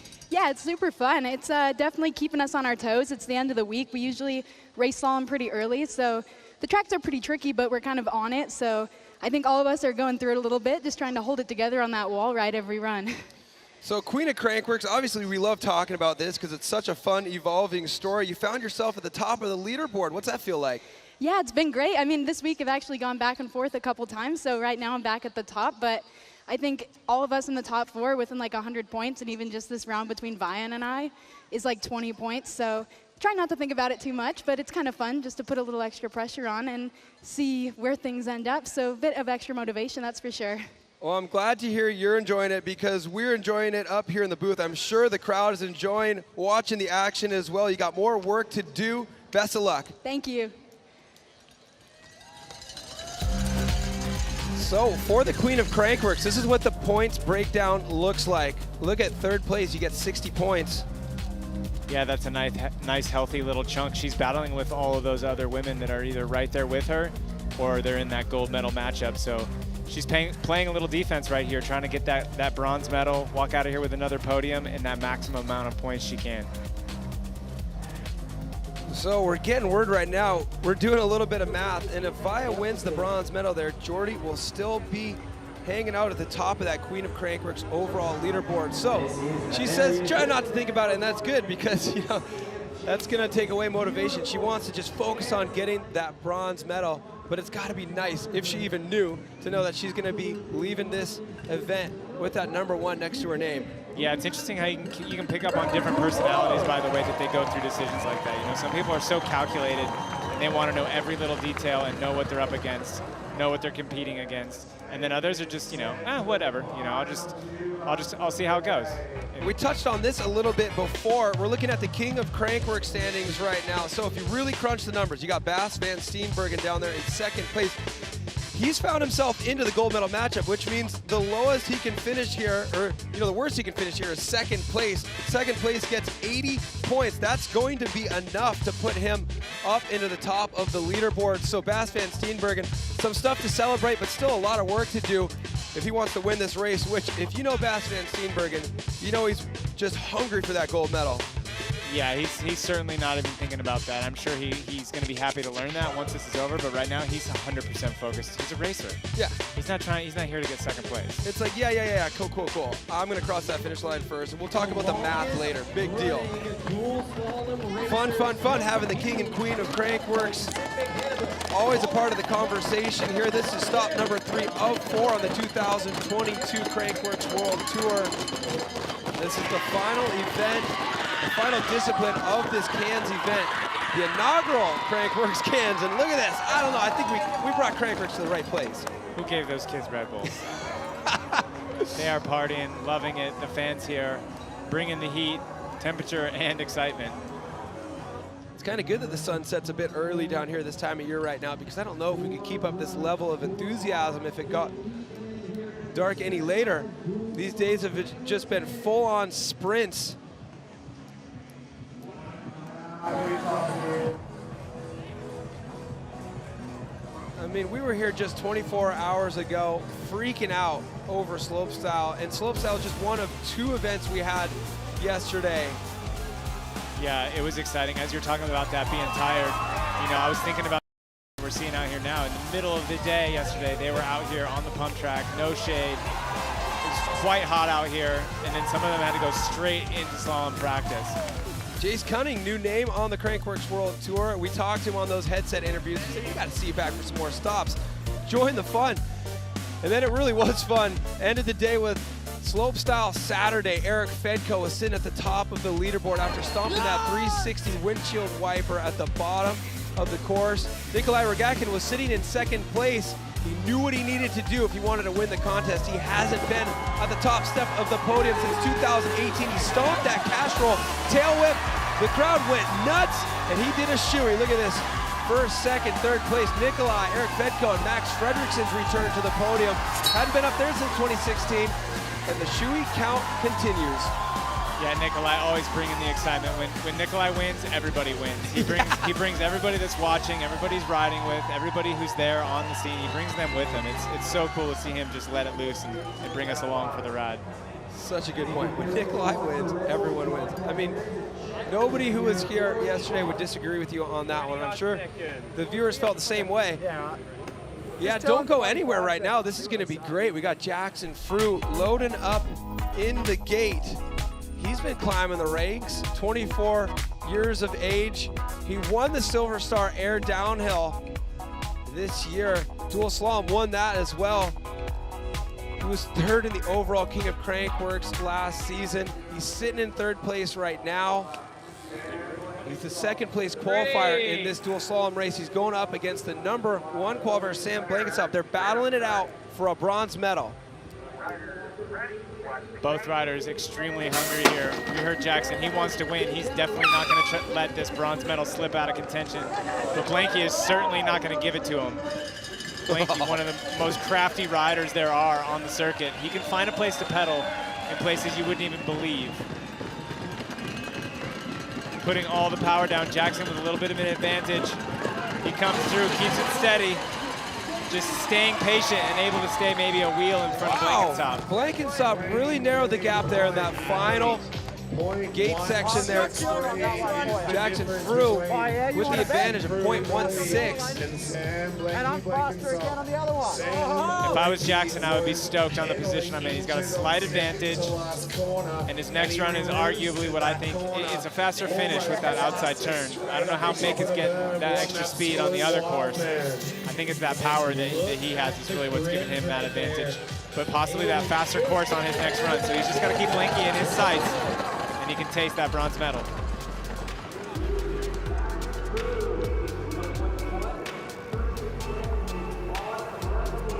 Oh, good stuff here. Look at this. Caroline Buchanan loading up in the gate for the moment she's been waiting for all day. This is the gold medal matchup between Caroline Buchanan and Harriet Burbage Smith. Run number 1. Australian versus Australian, you know they're going to be going for the bragging rights on this one. Also, as we keep talking about, both these riders need these top points. 100 points available for the win here tonight. Who can take the advantage here in run number 1? The gate about to drop. Here we go. Both riders with perfect gates, putting as much power as they can before they get into these high-speed sections. Pedaling all the way down the hill, off the cannon, around the shark fin, into the wall ride. And Harriet pulls side by side to Caroline. Neck and neck, these riders. It's coming down to this turn. And Caroline does a little bit of a slingshot, but Harriet nails that first turn. So close. Just a 1/10 of a second separating these two riders. Caroline Buchanan with the advantage. Basically no time separating these riders, putting on a show here. Australian versus Australian here in the inaugural Cairns Crankworx World Tour stop.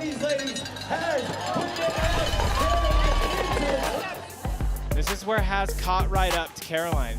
Up until this point, Caroline had about a bike length lead, and Has got that backside absolutely perfect and slung shot right into this turn and got side by side and really made it a hard race for Caroline to finish. Look at her head shaking. She's putting so much energy and force into those pedals.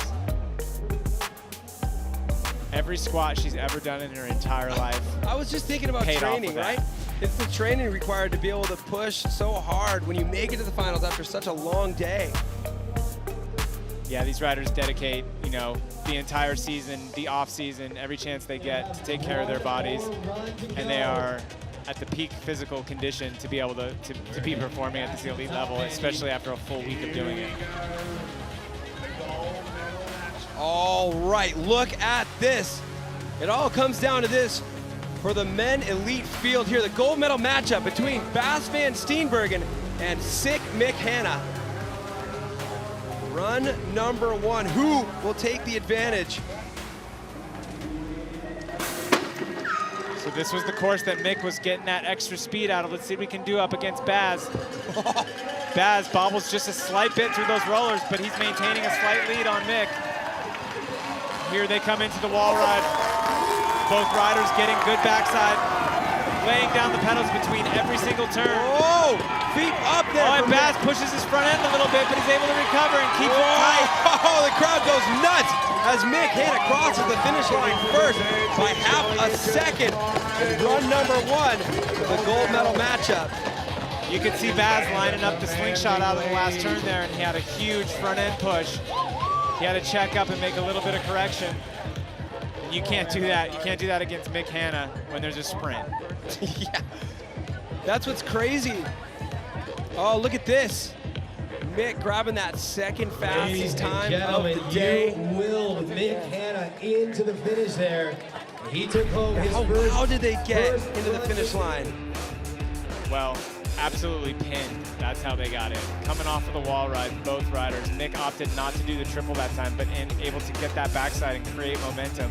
And you can see Baz playing catch up there, pedaling in and out of every single turn. Watch Mick, feet up. Look how early he gets on the ponies. And this is where Baz pushes a little bit there. You see him, he was wanting, you saw his foot twitching. He was wanting to get his foot back on the pedal maybe a full second or 2 seconds earlier, but he had to leave it off because that front tire was pushing. He was lucky not to miss a gate though. He's still in the running. It's not over yet. Mick Hanna with the advantage over Bas van Steenbergen after run number 1 of the gold medal matchup here at Specialized Dual Slalom Cairns. The stage is set. Back to the women. Jordy and Via loaded up into the gate for run number 2 of this bronze medal matchup. Versus Jordy Scott. The cadence begins. We take a look here at the .18 that Via Verbeek has ahead of Jordy Scott. Yeah, super tight time split between these two riders. It's going to be a dogfight all the way down to the bottom. Both riders opting to jump. Whoa. Looks like Jordy got caught up on a gate there. Let's hope she didn't miss it. Oh, and Jordy almost over the bars. They're able to recover. They're leaving it all out there. Foot out, flat out. Whoa! Oh, it has a little bit of a stall. And Via's gonna get on the power. Way to my go there. Via Burbage grabs the bronze medal.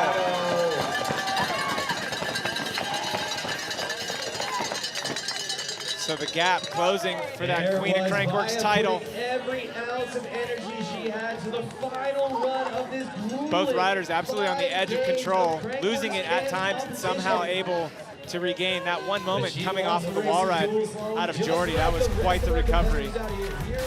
Riders absolutely neck and neck coming through here. Oh, whoa! It looks like that pole came right off of her derailleur, so she did make it through if it hit her derailleur.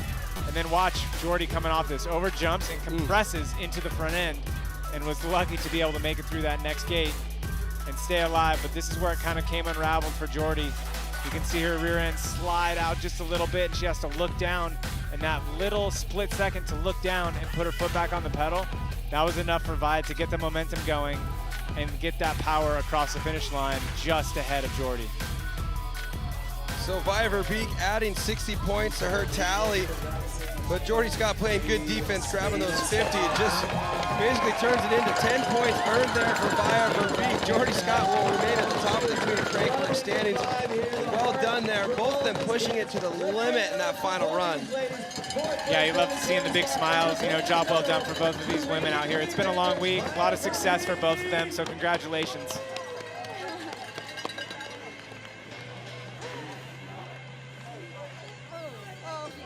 And back up to the top. This will be the bronze medal matchup for the men.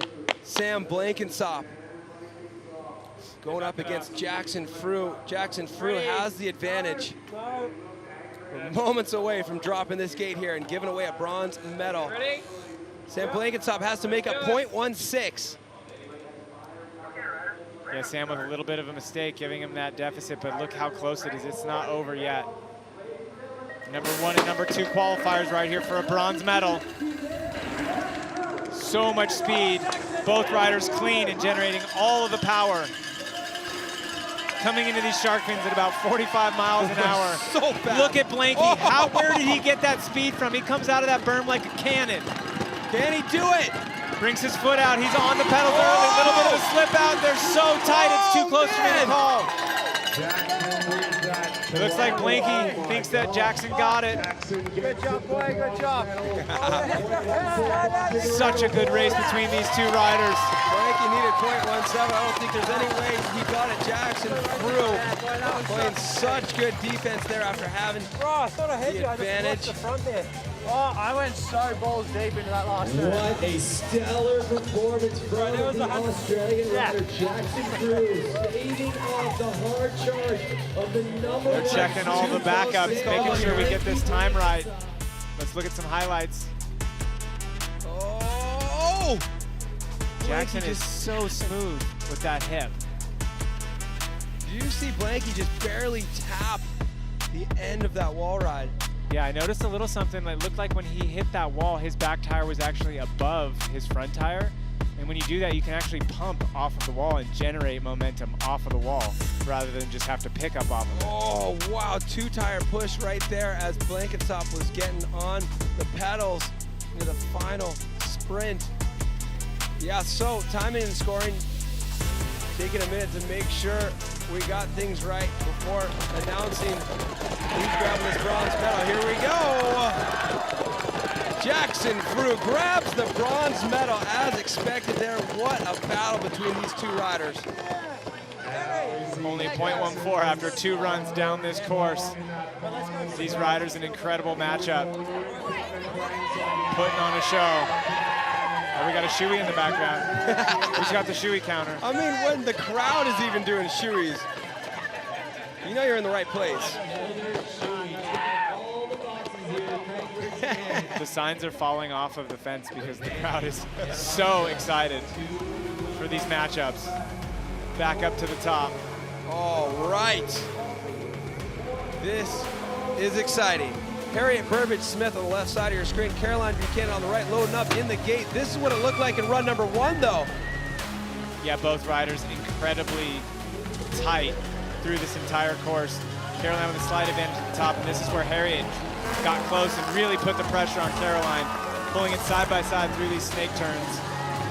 And then both riders having a great final turn and coming in nearly exactly the same. I mean, the top and the middle sections of the course, reviewing replays, it looks like the footage is sped up. They're sprinting so hard and hitting those berms with so much force. Gold medal matchup, run number 2. Harriet Burbage Smith against Caroline Buchanan. Caroline Buchanan has the advantage. The advantage is just 1/10 of a second though, so it's anybody's game. Caroline with a little bit of a wheelie out of the gate, but she still has that slight advantage. Both riders pushing to the limit. This is for all of the marbles. You know they want to represent here in their home country. Wow. There comes Harriet. She almost triples right there, but ends up hitting really hard. Big headbang into that last jump. Let's see if she can get some momentum and whip out of that turn. Caroline Buchanan does it. Gold medal for Caroline Buchanan. You can hear how much that means to Caroline as she's screaming out of joy in her helmet. This was a big win for her. It wasn't easy. That big crash at District Ride just 6 weeks ago, and she's able to be out here. Multiple medals with a heck of a showing. Wow. And we're hearing from your bronze medalist in the men. Jackson Drew just came over and told us this Crankworx crowd is the best on the entire World Tour. So give it up for yourself, Crankworx fans. You can hear Mikey giving a shout out to the crowd. They're definitely a huge reason why the signs are not only falling off the fences, but these riders are pushing it as hard as they can. They're feeding off of it. Let's get a look. Very even throughout this section. This is where Caroline had an advantage in the last one and has ended up pulling right against next to her in the same spot, but that's where it came apart. That's where Mick was talking about he didn't actually intend to do the triple. He had a hard time staying on the ground and getting back down as fast as he needed to, and that's what happens to Haz here. You see her completely pile drive, headbang into that, and that's not going to give her the momentum. She gave it everything she had with a good final last turn. Ran a little wide, but just not enough for Caroline.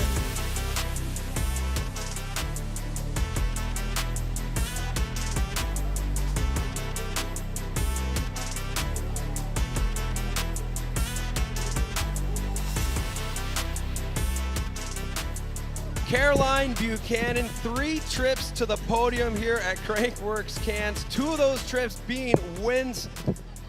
Oh, you just got the headset on. Here we go. Caroline Buchanan, 3 trips to the podium here at Crankworx Cairns. 2 of those trips to the podium are on the top step, and they took place in the last 2 days. There's good days, there's challenging days. What is it like when you have 2 of these amazing days back to back? You know what? You think I'd know what I was doing by now. I just had to quickly race and grab my boost hat. But, you know, these podiums, they're so hard. The girls are on an absolute new standard. Me and Haz, we've raced head-to-head multiple times before. It really was that fairy tale experience for the Aussies to come head-to-head in the final. And these are the moments where you just step up, you find that extra gear within yourself, and you try shut out the nerves and give it 100. I mean, we're not even braking to the last corner, so it is absolutely the most wild pinned ride. Probably the favorite course I've ever run. Crankworx is a lot about friends, but you also have family here. What is that like? It's incredible, you know, not only family, but also just the industry that have supported me since I was 5 years old racing BMX, 15 in mountain biking. Some of my contracts have been 15 years long. So to have those people here, just thank you for supporting me all along. These are the moments. This is what it's all about. Caroline Buchanan grabbing that gold medal. Congratulations.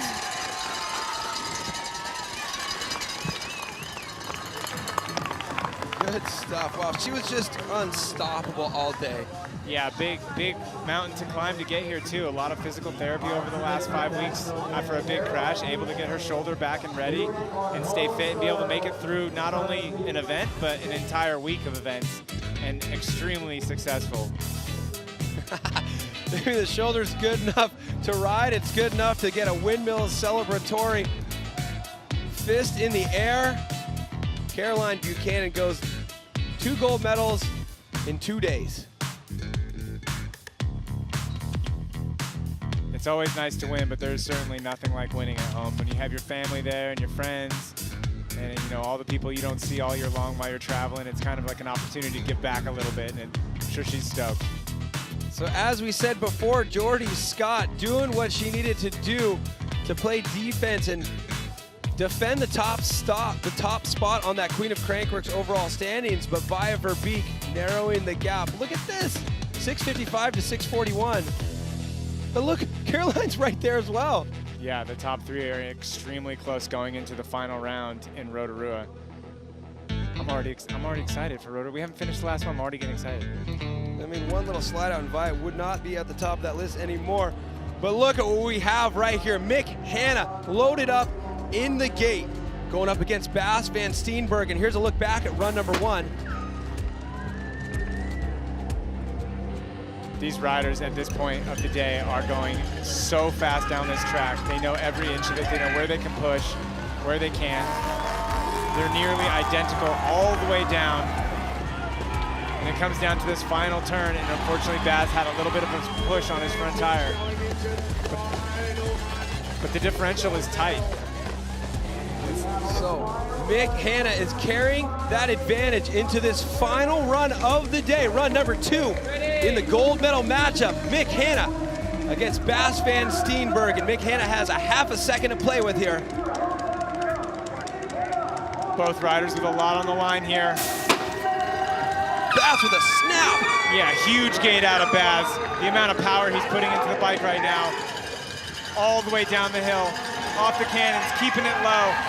Both riders neck and neck. Keeping it clean. Mick triples off the wall and pulls up side by side. Here they come into this last turn. Baz gets some traction, but here comes Mick on the power. Look at Mick. Knows he has it. No-hander. Grabs the gold. The crowd goes nuts here in Cairns. That was the most baller I've never seen anything like that in slalom finish I have ever seen in my life. Oh, that man. was sick. I know it's not the world champs, buddy, but I am so stoked to see you win here in Cairns in front of a hometown crowd. That was well earned. Well earned.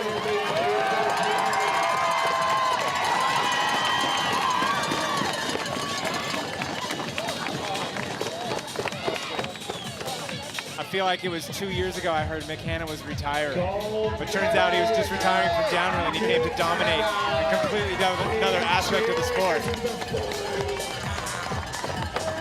What a storybook way to cap off an absolutely ridiculous. Oh man, let's take a look back at this final run of the day here. What a battle between Mick and Bas. Look at this triple. He's like even sucking up. He's going almost too fast for even the triple to work. Yeah, he was able to even inside that next turn out of the triple. This is where Baz needed to be absolutely perfect. Came in a little loose, but he had the lead right there. What's that front tire? And was unfortunately sliding just there. And Mick, look at him slingshot here, and he knows it. He knows it. He had a half second to play with.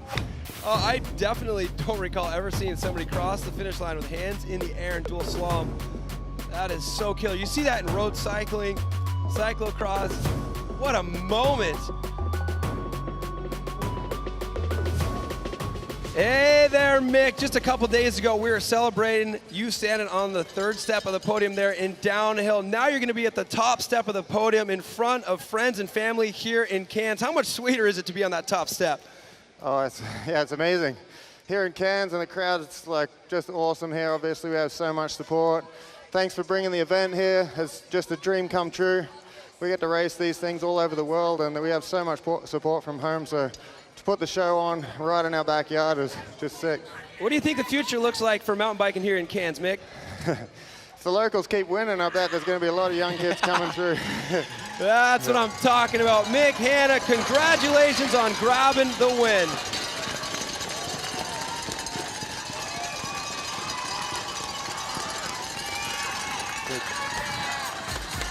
What a race, Alan. Yeah, unbelievable race coming down to the wire. Mick and Baz putting on a show. Both riders getting what they really want out of this event. Mick to win in front of his hometown crowd, literally from a couple of kilometers down the road, grew up on some of these trails.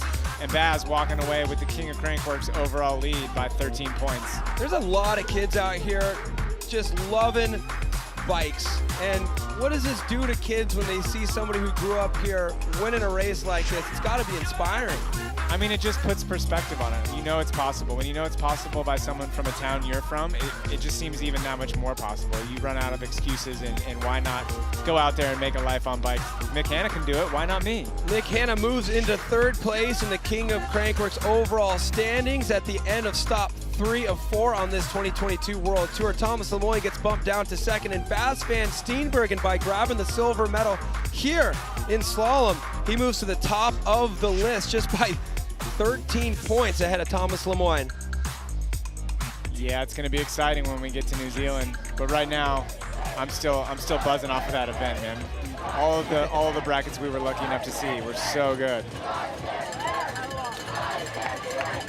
Nick soaking it up, well-deserved win and reception.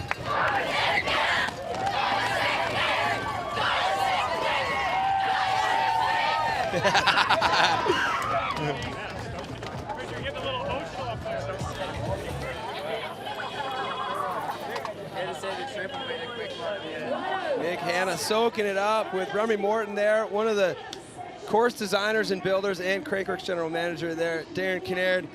I gotta say, man, I'm glad we're here in Cairns. I can't wait to come back. Yeah, I mean, if this is their first swing at it, man, and we only got 6 months more to get to the next one, I'm so stoked. I even heard some of the little birds chirping about their changes to the course to make it better and faster and do these things. They're already on it, so I'm stoked to come back already as well. So much to digest from an amazing first trip down here to Cairns for stop number 3 of the 2022 Crankworx World Tour. I mean, from whip off to pump track to speed and style to slalom to slope style, we've done it all. Let's take a look back at some of these great moments that we've been fortunate enough to experience the past few days. Well, one thing's for sure is there's been a ton of shoeies. Garrett Meacham did one, top step of the podium from the whip off. We saw Haz doing one for speed and style. We've been trying to keep track of how many shoeies we've been speculating. When we saw an Australian stop on the tour, we go, oh man, how many shoeies will there be? Who will do the most? We even had the crowd doing shoeies. I wonder who the first person to ever do a shoey is. I know it's an Australian tradition, and I know Nikolai Regakin loves nothing more than an excuse to celebrate. He gave himself one yesterday when he won the slope style for the first time in 4 years. He was shoeing atop the podium. So we've been trying to keep track, but there's been so many, so we've just said, yeah, 1, 2, 3, we ran out of fingers, so we decided the official shoey count is not enough. We've said a lot over the course of 5 broadcasts. I think we've said enough. There's only one thing left to do. I do believe there's a shoey in order here, Mr. Cam. Mr. Allen, it's been great calling the races with you, my friend. Cheers, my friend. Enjoy. Cheers to Cairns. Cheers to all the competitors, all the volunteers, all the production crew, the fans, the athletes, and a big cheers to you for joining us here, Crankworx Cairns. It's been a heck of a time. We'll see you in Rotorua, New Zealand. Cheers, Cairns.